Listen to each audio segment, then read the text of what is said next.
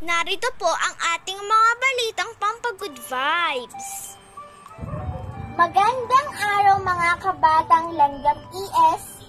Tunay nga na tayong mga Pilipino ay likas na maabilidad at marunong maghanap ng paraan upang matanggal ang stress ngayong panahon ng pandemya.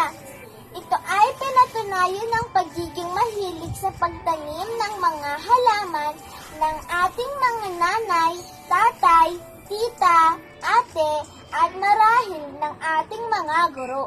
At alam nyo ba na hindi lang pangtanggal ng stress ang pagiging plantita o plantito? Ito rin ay pwede rin pangkabuhayan. Narito po tayo ngayon sa halamanan ng aking tita.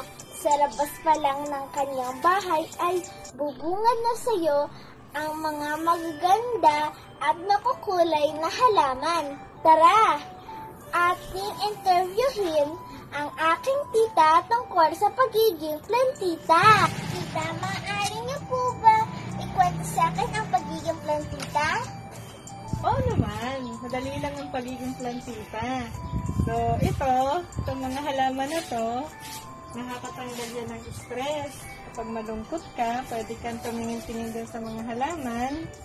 Tapos, tingnan mo kung lumalago na yung mga halamang tinanim mo. So, masisiyahan ka sa iyong mga pananim. Malilibang ka din. Hindi mo maiisip yung mga problema mo. So, malaki ang naitutulong ng pagtatanim. Pakilala ko sa iyo yung mga natin, mga tinanim natin. Ito yung silver pothos. So, pinapahaba ko to kasi gusto ko nakalang ihang. Tapos, yung favorite ko ngayon, ito, butterfly. Binigyan ko nito si tita. O, si mami mo. Malago na ba? Oh. Naaliw kasi ako sa mga bulaklak niyan. At saka ang dahon niyan, paggabi, nagko-close. Kaya nakakatuwa siya. Pag umaga, nakabuka. O, di ba maganda? So, ang mga halaman, pantanggal stress. O, kaya maghalaman ka rin, ha? Ano pa? Ano pang gusto mong makita? Ito yung sinasabing pampaswerte. Ito naman, tinatawag na money tree. So, ako mismo ang nag-braid. Ayan. So, sana lumaki siya para mas magandang tingnan. Ayan. So, meron din tayong mga, pag malago na yung mga halaman natin, kinakat natin, tapos, nagre-repat tayo. Ayan. Tapos kapag may mga gusto, magkakagusto, ibibigay natin. O kaya naman, kapag may gustong bumili, ibibenta natin. Diba? O yan ang sample ang halaman ko. Ito yung mga mayana. Ito yung uso ngayon. Iba-ibang kulay.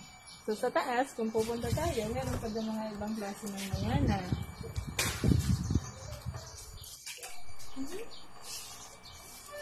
Ito. Bagong tanim ko pa lang to. Itong orchids. Ayan. Sana lumago. Meron siyang isang bulaklak. So, simple lang naman ang pagtatanim ng halaman. So, alagaan mo lang siya sa pagdidilig. Tapos, kailangan nasisinagan din siya ng araw.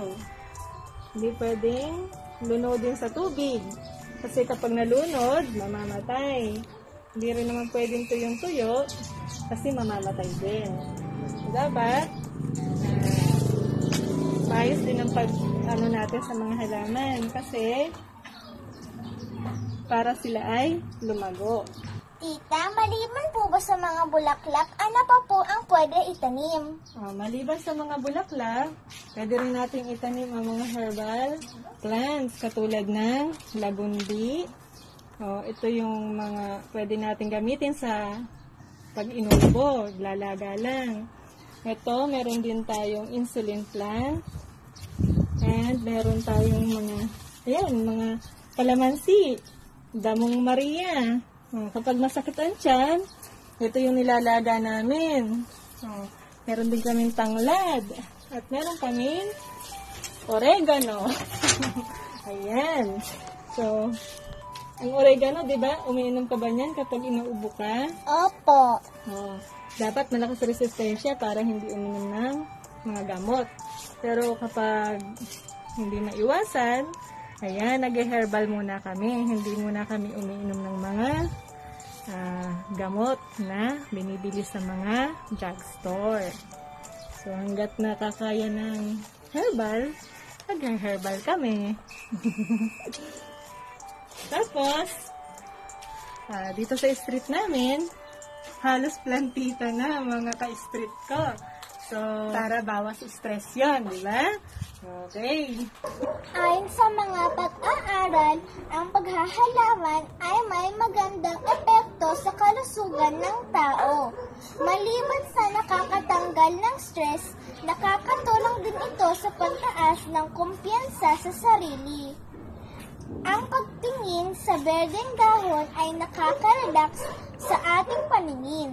Ang ating local government at DENR ay sumusuporta sa ganitong mga gawain dahil ang pagtatanim ng mga puno at mga halaman ay malaki ang naitutulong sa kapaligiran.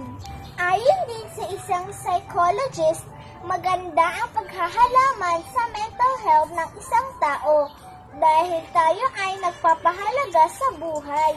Sabi nga nila, we care for life. Ito po si Gabriel Samante M. Cielo, nag-uulat mula sa Grade 2 Maunawain. Pampagood vibes.